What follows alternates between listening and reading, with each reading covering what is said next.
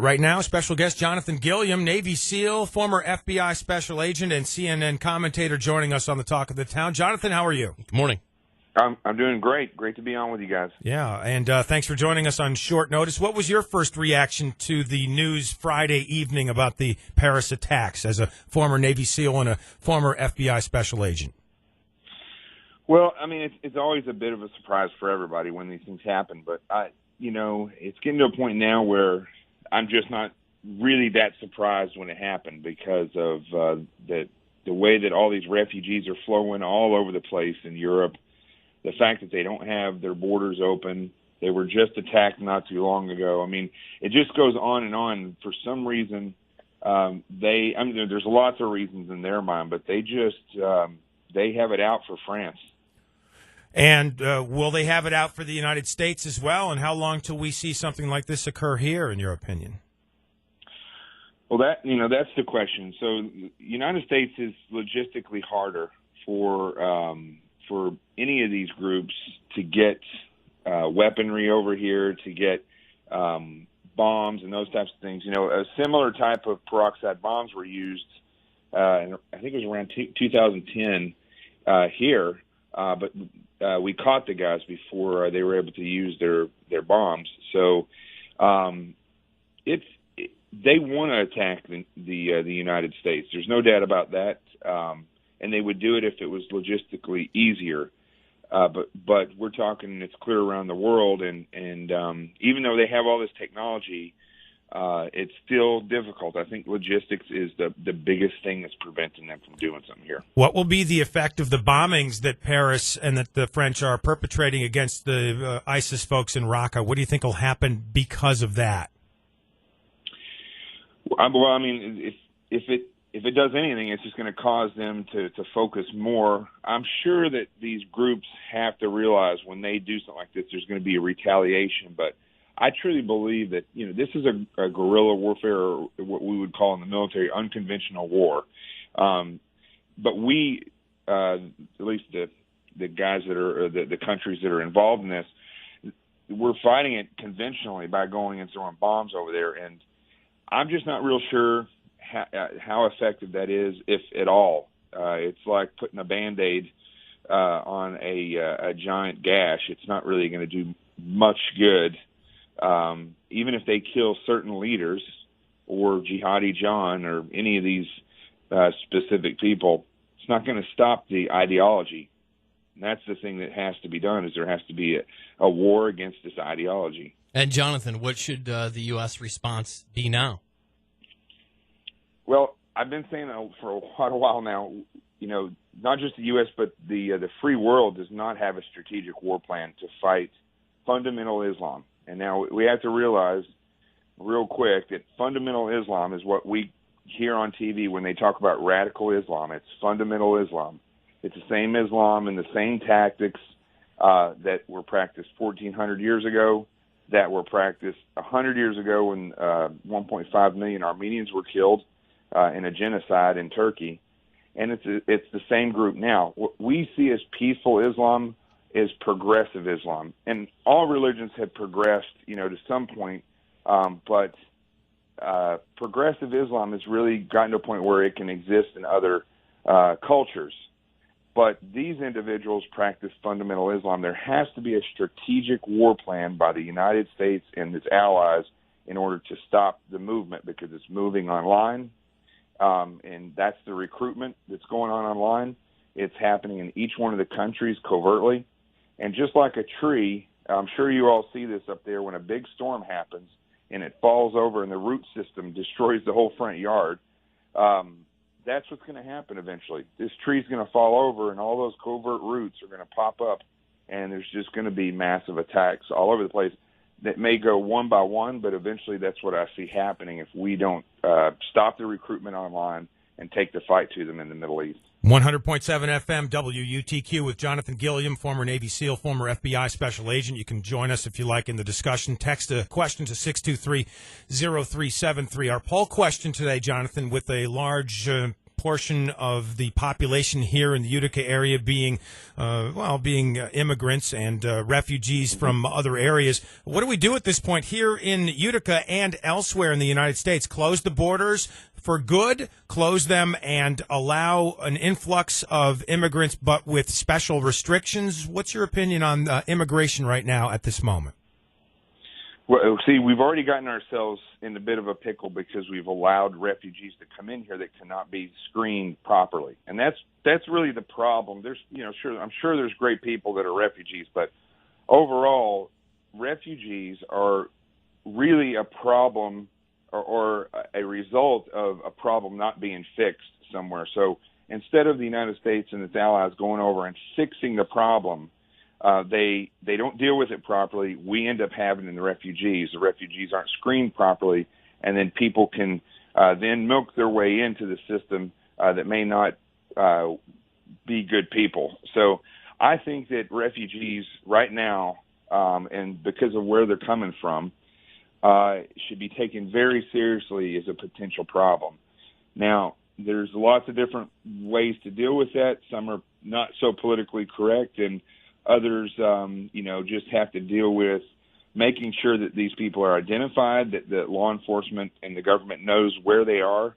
But that's a very difficult thing, and I think it's something that before it gets any worse, towns, if the state and the country are not going to look into this better, the local governments and the people need to insist that something is done about it, that there's better vetting and that they keep an identification of where these people are. Now, if something like this is going to happen in the United States, probably I would imagine in a larger community as opposed to a smaller one, although you might disagree with that, I don't know. And then for folks from our community who might be traveling to those larger communities, what do they do to take special precautions against being in the middle of something like what happened in Paris? Well, that's interesting because I don't disagree with you. I think it's going to happen to both places. But my theory really is that it won't be where people travel to larger communities. It's going to be like in Louisiana. Supposedly there's a lot of these refugees that have already landed or are landing or already landed in Louisiana. Now, what happens if they go to small towns, and they are bad guys? We've seen already that there were plans to attack small towns across the United States by Al-Qaeda years and years ago. I don't think it would be unrealistic to think it would happen in small towns inside the United States now. Sorry, Jonathan? I don't think it would be a surprise if it happened in small towns across the United States, not just big cities. All right, but then special precautions, as I was asking you, for those average citizens who might be traveling to a hotel or a conference center or a ball game or an amusement park. What types of things should average citizens be on the alert for with regard to being prepared for something happening and then responding in the correct fashion? Well, that's an excellent question, and I'll just tell you, it's pretty easy for people to prepare themselves. First thing they have to do, just 4 things that people should think about. One is they should understand critical areas and critical times, and that wherever there's a large group, that turns out to be a critical area. When you leave a baseball game, for instance, and there's a heightened group, a number of people that are leaving and congregating, that's a critical area, and that's a critical time. You need to avoid those areas as much as possible. So get to the point where you can realize that, hey, I may be in a critical area right now, and you can kind of predict when those will happen. You really do need to become aware of people's behaviors, of what's normal and what's not. You need to train your mind so that if something happens and you're caught up in it, that you don't panic. I saw a video last night in one of the memorials there in France. They thought something happened, and some lady ran right through all the candles and slipped and fell and then caught stuff all on fire. I mean, you have to be a little bit more prepared and know that if you're doing a memorial in France right now, that the potential could be that something happens. But lastly, if you do find yourself in something like that, you have to be ready and willing to act, and that's something that you have to decide now. You can't wait until the day comes and then try to figure it out. You have to be willing to, if I have to charge somebody, I do that. If I have to run, I'm going to run like I've never ran before. And if I hide, I'm going to be the sneakiest person I could ever be. Special guest on the phone, Jonathan Gilliam, the former Navy SEAL and FBI special agent, joining us on the phone. Thanks for holding on with us, Jonathan. Appreciate it. Did you get a chance to watch a lot of the video from the attacks in Paris? And what was your reaction to the way that folks handled themselves in that video? Well, it's just sheer panic. And it's just surprising to me how in this day and age, especially in France where they just had an attack, that people are not willing to work together in order to stop these attackers. And, unfortunately in France, I'm a big proponent of the Second Amendment, but in France, nobody has a weapon. And if a country is going to go that direction and not allow people to have weapons, their law enforcement has to be highly trained. And this is another thing that everybody needs to realize. When you go to another country, the law enforcement response may not be what you would see over here, and in fact, that may end up being responsible for what gets you killed. I watched the response of their law enforcement, and again, just like the Charlie Hebdo attack when that we saw when they entered into a deli, it's horrific. They don't know and they do not practice the same type of active shooter response as we do here, where the first law enforcement on the scene. We learned this from Columbine. Things really changed here in the United States. When law enforcement responds, whoever gets there first, they go straight to the sound of the guns to try to stop the shooter or shooters. There, they mustered outside that theater while people are screaming for law enforcement to come in and they're being murdered. And they just stood there mustering. And, this is a real problem, that the people think they're going to be protected, and law enforcement is not good enough to protect them from these types of attacks. Well, short of having a gun, how do folks react is interesting to me as well. On 60 Minutes last night, they talked to one guy who survived the attack by he was actually pierced with a bullet, and he decided to fall down on the dance floor inside the Bataclan dance hall there where the concert was going on and play dead for a while. When do you know when to play dead, when to run, when to band together with people of the same ilk in a building like that and try and attack the attackers? How do you know what's the best time to do all those things? Well, listen, that is something that you're going to have to seriously think about, like I was talking about before we go to the break. You're going to have to really think about these things before you ever get involved with it so that you can think clearly or as clear as possible. Because when you hear bullets start going and now you're trying to find out where an exit may be, or now you're trying to find people to go after somebody or a place to hide it, it's going to be too late. Well, you can do the majority of surveillance of a place for yourself online or just by visiting that location and understanding, this is where the exits are. This is how I'm probably going to respond. If I'm in the front and I hear something, I'm going to run to the left or to the right. Or if something is there, I'm going to go for it and try to get the weapon. For me, now I know that sounds advanced, and then people think, well, there's no way I'm ever going to charge a guy with a weapon.